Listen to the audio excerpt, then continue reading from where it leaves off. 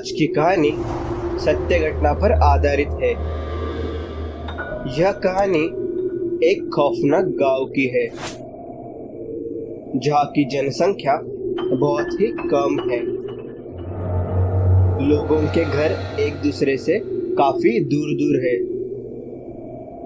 गांव के लोग एक दूसरे की तरक्की से बहुत ही जलते हैं और एक दूसरे को हानि पहुंचाने के लिए काले जादू का सहारा लेते हैं, जिसकी वजह से लोग एक दूसरे के घर का पानी भी पीना पसंद नहीं करते।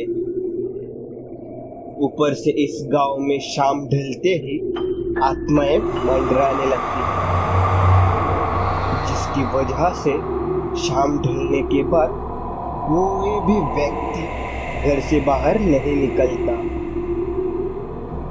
अगर निकलना भी पड़ा तो झुंड बनाकर निकलते हैं। अगर गलती से कोई अकेला चला गया तो वो जिंदा वापस लौटेगा ही, इसकी कोई गारंटी नहीं।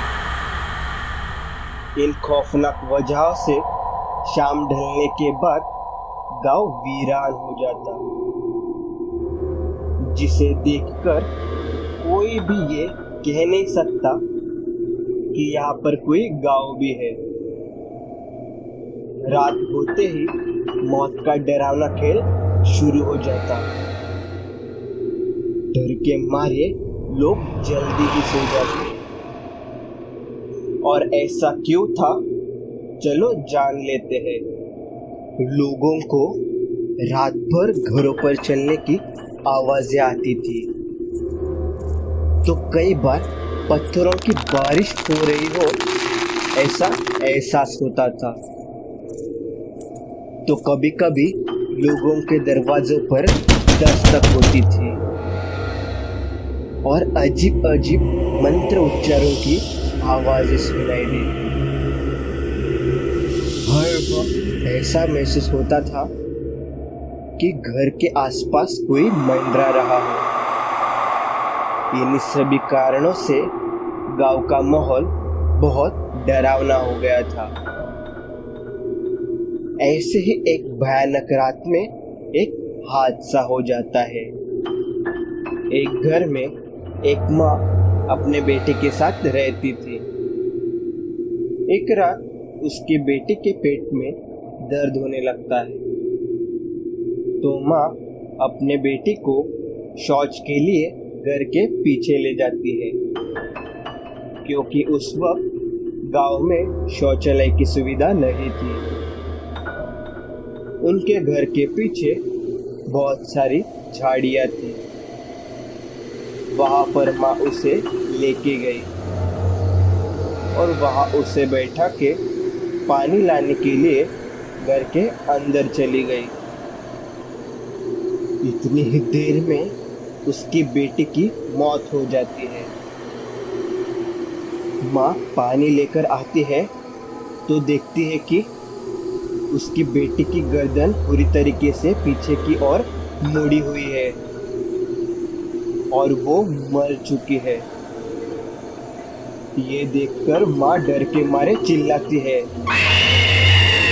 उसके हाथ पैर थरथराने लगते हैं। उसे देखकर उसे समझ में आ गया था कि ये कोई इंसान का काम नहीं, किसी बुरी शक्ति ने ये काम किया है। माँ जैसे तैसे उसे लेकर घर के अंदर आती है और फुट फुट के रोने लगती है।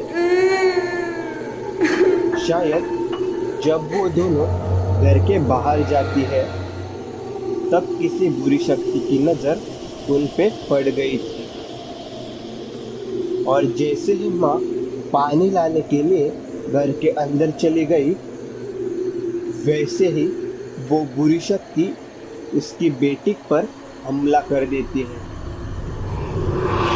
और उसकी गर्दन पूरी घुमा देती है, जिसके कारण उसकी मौत हो जाती है। इन चंद लम्हों में इतना भयानक हादसा हो चुका था। अगले दिन उसके पार्थिव शरीर पर अंतिम संस्कार करके उसे अग्नि दिया जाता है, जिससे कि उसकी आत्मा को शांति मिले। उसके बाद ऐसा ही एक हादसा एक लड़के के साथ फिर से होता है। उसकी भी मौत गर्दन घुमाने से हो गई थी। अब तक गांव में ऐसे 2 हादसे हो चुके थे, जिसे देखकर गांव वाले बुरी तरीके से डर गए थे। उसके बाद लोग रात को अकेले बाहर जाने से कतराने लगे। कितनी भी जरूरी बात हो, लोग एक तो झुंड बनाकर जाते थे या फिर जाते ही नहीं थे। यह कहानी सुनाने का हमारा उद्देश्य इतना ही था कि अगर आप किसी भी गांव में जाओ तो उस गांव के नियमों का पालन जरूर करें। खुद से कोई भी साहसी फैसला ना करें। जैसे कि मैं इन चीजों से नहीं डरता।